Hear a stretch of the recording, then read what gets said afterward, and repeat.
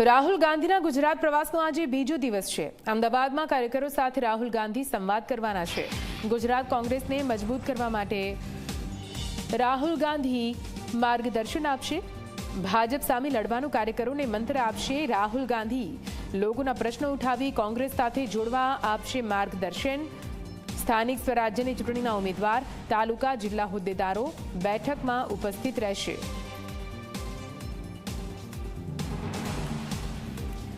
તો આ તરફ રાહુલ ગાંધી પણ ગુજરાતના પ્રવાસે છે ને આજે તેમના પ્રવાસનો બીજો દિવસ છે। ગઈકાલે દિગ્ગજ નેતાઓ સાથે મુલાકાત, ચર્ચા અને સૂચનો આપ્યા બાદ આજે રાહુલ ગાંધી અલગ અલગ કાર્યક્રમોમાં હાજરી આપવાના છે, જેમાં તેઓ કાર્યકરો વચ્ચે કાર્યકરોમાં નવો જુસ્સો અને ઉમંગ ભરવા માટે કોંગ્રેસને વધુ મજબૂત કરવાના આશય સાથે તમામ કાર્યકરોને માર્ગદર્શન આપવામાં આવશે।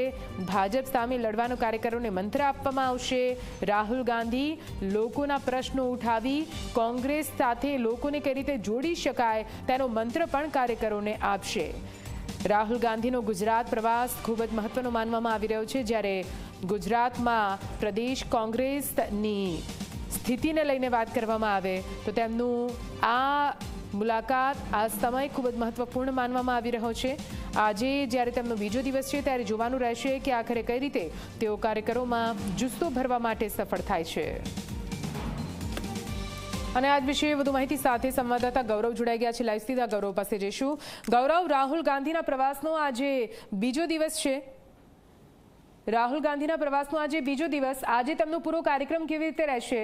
કેમ કે કાલે પણ આપણે જોયું છે કે કઈ રીતે અહીંયા કોંગ્રેસને મજબૂત કરવા માટે અને લોકો સુધી, ધરાતલ સુધી કેવી રીતે પહોંચી શકે કોંગ્રેસ, તેના માટે સતત તેઓ સૂચનો આપી રહ્યા છે। આજનો તેમનો કાર્યક્રમ શું છે, ગૌરવ?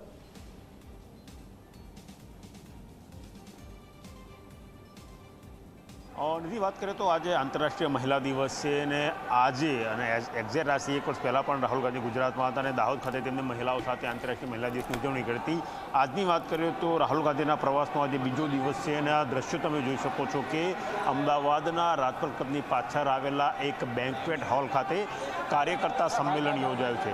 સંમેલનની વિશેષતા એ છે કે કાર્યક્રમનું સંપૂર્ણ સંચાલન મહિલાઓ દ્વારા કરવામાં આવ્યું છે। આ દ્રશ્યો તમે જોઈ શકો છો કે જ્ઞાનીબેન ઠાકોર કે જેઓ સાંસદ છે તેઓ આ કાર્યક્રમનું સંચાલન કરી રહ્યા છે। મહત્વની વાત છે કે જ્યારે રાહુલ ગાંધી આ બેન્ક્વેટ હોલ ખાતે પહોંચ્યા હતા ત્યારે મહિલાઓ દ્વારા તેમનું સ્વાગત કરવામાં આવ્યું હતું, મહિલાઓએ તેમનું અભિવાદન ઝીલ્યું હતું અને હવે થોડી જ વારમાં કાર્યકર્તા સંમેલનની શરૂઆત છે।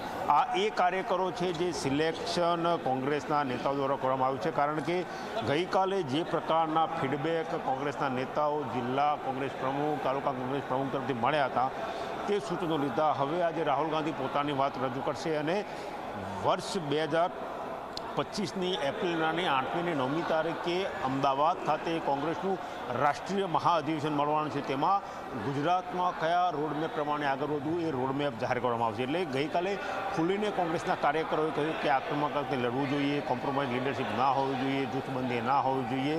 આટલા વર્ષોથી ભારતીય જનતા પાર્ટીની સરકાર છે પરંતુ એન્ટી ઇન્કમ્બન્સીમાં કોઈ બહાર નથી આવતું તો તેને કઈ રીતે બહાર લાવવી જોઈએ, કઈ રીતે લોકોના વચ્ચે જવું જોઈએ, આ વાત રજૂ કરી રાહુલ ગાંધીએ જ્યારે કાર્યકરોની વાત સાંભળી હોય એવું કાર્યકરોને અહેસાસ થયો હતો। એટલે આજે કાર્યકરો સાથે રાહુલ ગાંધી પોતે સંવાદ કરે। શક્તિસિંહ ગોહિલે પણ પોતે હમણાં કબૂલાત કરી હતી કે તેમને સ્પષ્ટ સૂચના આપી હતી તાલુકા કોંગ્રેસ પ્રમુખ, જિલ્લા કોંગ્રેસ પ્રમુખને કે સારી વાતો નહીં પણ સાચી વાતો કરવી। એટલે ખુલીને કોંગ્રેસના કાર્યકરોએ રાહુલ ગાંધીને પોતાના વિચારો રજૂ કર્યા છે। રાહુલ ગાંધી આજે પોતાના વિચારો કોંગ્રેસના કાર્યકરો સમક્ષ રજૂ કરશે।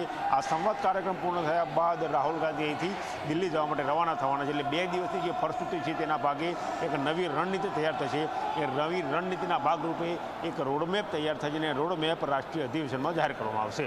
નિધિ, બિલકુલથી આભાર પૂરી માહિતી માટે ગૌરવ। તો આપ જુઓ કઈ રીતે રાહુલ ગાંધીના આગમનની રાહ જોઈને બેઠા છે આ તમામ લોકો, અને સાથે આજે જ્યારે આંતરરાષ્ટ્રીય મહિલા દિવસ છે ત્યારે જે સંવાદ કાર્યક્રમનું આયોજન કરવામાં આવ્યું છે જેમાં મોટી સંખ્યામાં તમામ કાર્યકરો ઉપસ્થિત।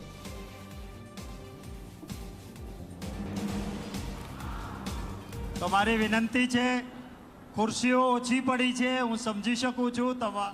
કાર્યકર્તા મિત્રોને ઊભું રહેવું પડ્યું છે, જ્યાં જગ્યા મળે ત્યાં બેસીને શાંતિથી સાંભળીએ। હું વિનંતી કરીશ કોંગ્રેસ વિધાનસભા પક્ષના નેતા માનનીય અમિતભાઈ ચાવડાને કે આવે અને સંબોધન કરે.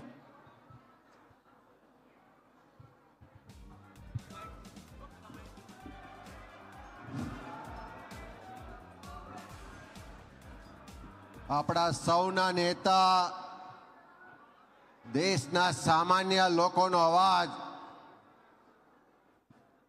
લોકસભાના વિપક્ષના નેતા આદરણીય રાહુલ ગાંધીજી, ગુજરાત કોંગ્રેસના સંગઠન પ્રભારી આદરણીય મુકુલ વાસનિકજી,